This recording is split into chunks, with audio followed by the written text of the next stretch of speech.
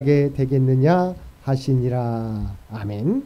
오늘도 말씀과 기도로 금요일 하루를 시작하는 우리 모든 성도들 가운데 하나님의 놀라운 은혜가 언제나 함께하여 주시기를 주님의 이름으로 간절히 축원드립니다.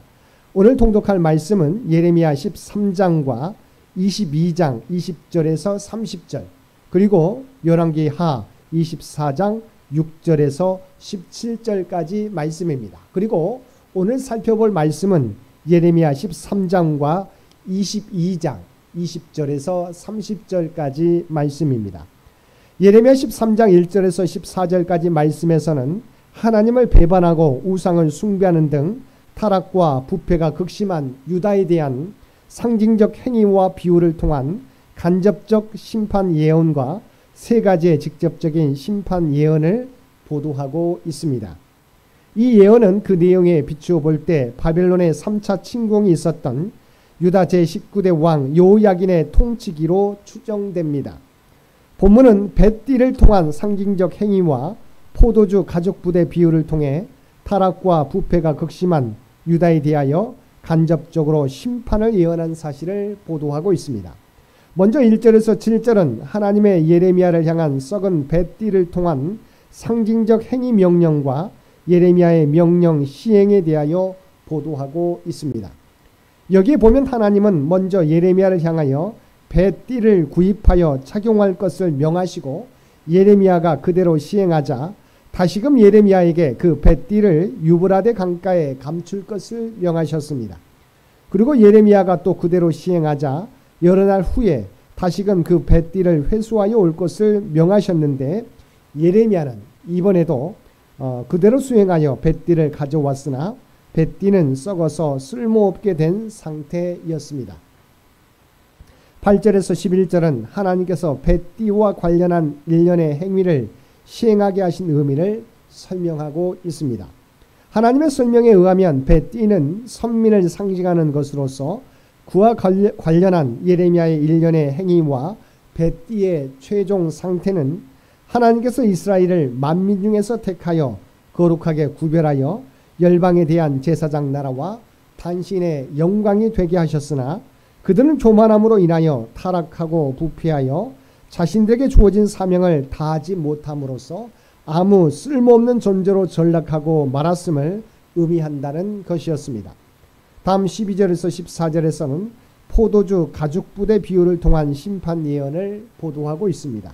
12절은 백성들의 반응을 예상하시며 포도주 가죽 부대 비유 예언을 선포하도록 명하신 사실을 보도하고 있습니다. 다음으로 13절과 14절은 하나님께서 예레미야에게 포도주 가죽 부대의 비유에 담긴 의미를 설명하시며 그것을 백성들에 전하도록 지시하신 사실을 보도하고 있습니다.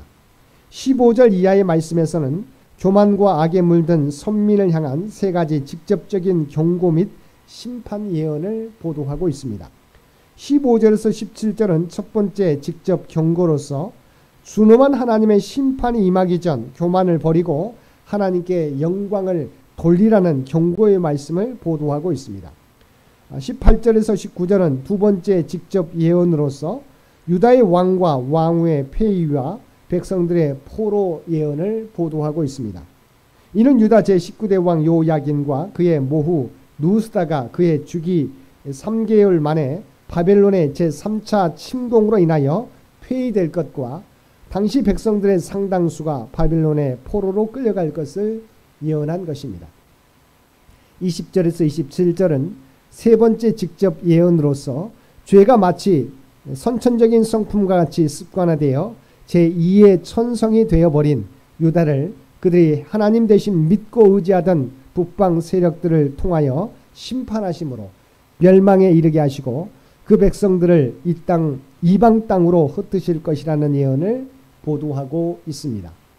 특별히 하나님은 여기서 유다의 죄악을 구스인의 피부와 표범의 반점과 같은 것에 빗대어 묘사하시며 그들의 죄악의 행위가 결코 고쳐질 수 없는 것임을 드러내심으로 그들에 대한 심판이 절대 불가피한 일임을 강조하고 계십니다.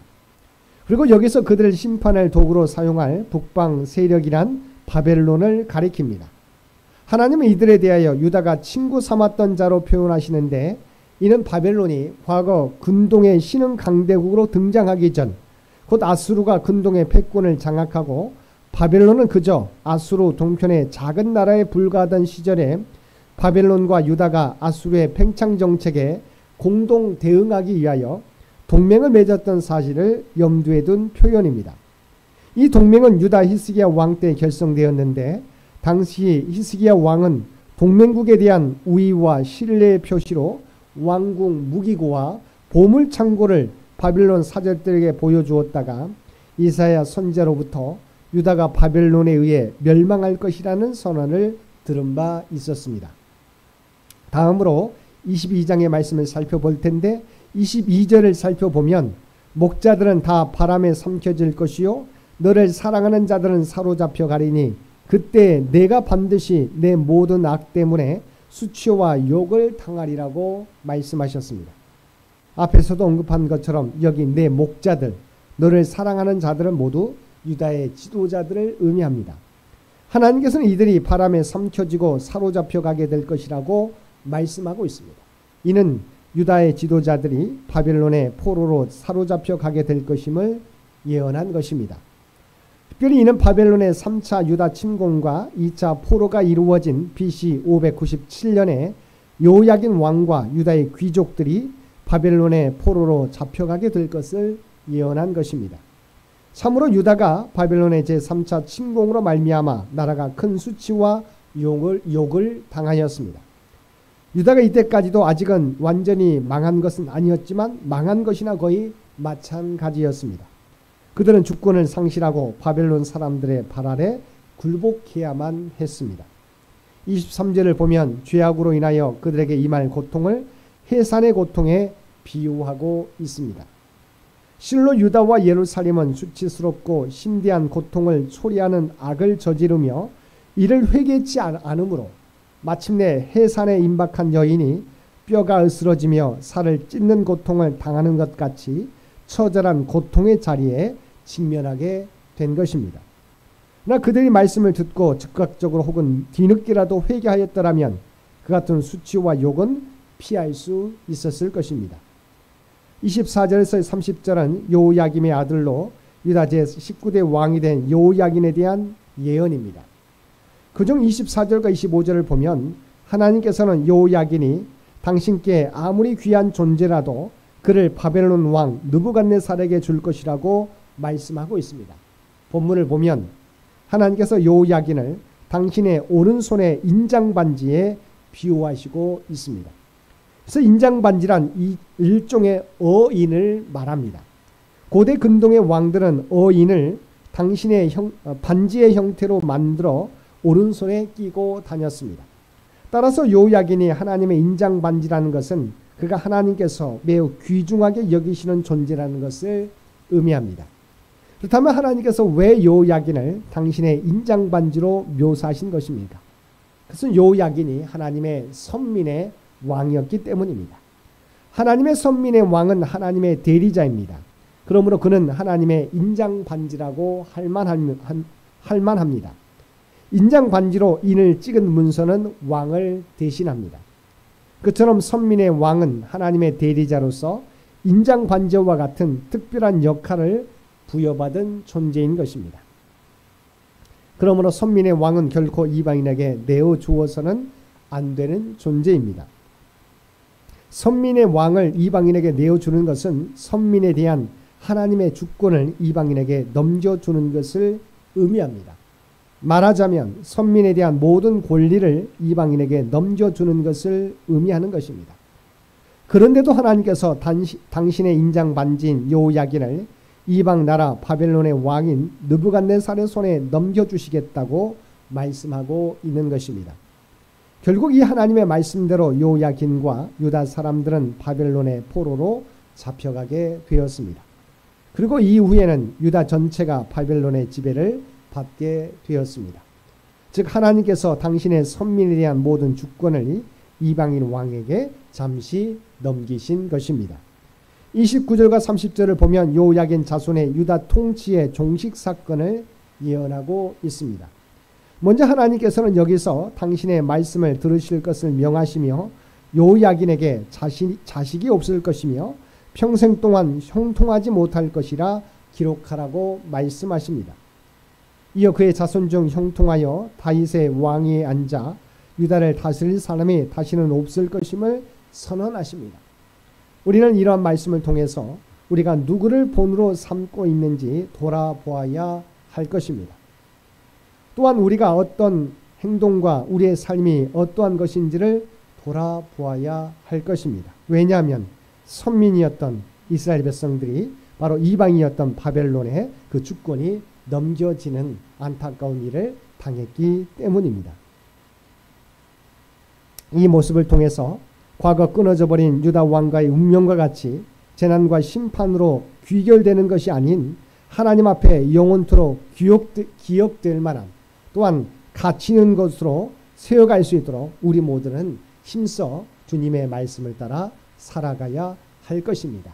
선민도 하나님을 떠나게 될 때 하나님의 심판을 받게 되었던 것을 기억하면서 오늘도 우리가 하나님의 백성이지만 겸손하게 주님의 길을 한 걸음 한 걸음 따라 걸어갈 수 있는 저와 여러분 모두가 되시기를 주님의 이름으로 간절히 축원드립니다. 함께 기도드리겠습니다. 사랑과 은혜가 충만하신 아버지 하나님, 하나님이 주신 놀라운 은혜를 잃어버리지 않는 저희들 되게 하여 주옵소서. 구원이 저희들에게서 연유한 것이 아니라 오직 하나님의 은혜인 것을 깨닫고 겸손하게 주님의 말씀을 따라 행하며 살아가는 저희 모두가 되게 하여 주옵소서. 또한 하나님 앞에 숨겨질 것이 없음을 깨닫고 우리의 연약함을 하나님 앞에 겸손하게 아뢰고 회개할 수 있는 우리 모두가 되게 하여 주시옵소서. 이 나라와 이 민족을 긍휼히 여겨주시며 하나님께서 친히 통치하시고 인도하여 주시기를 원합니다.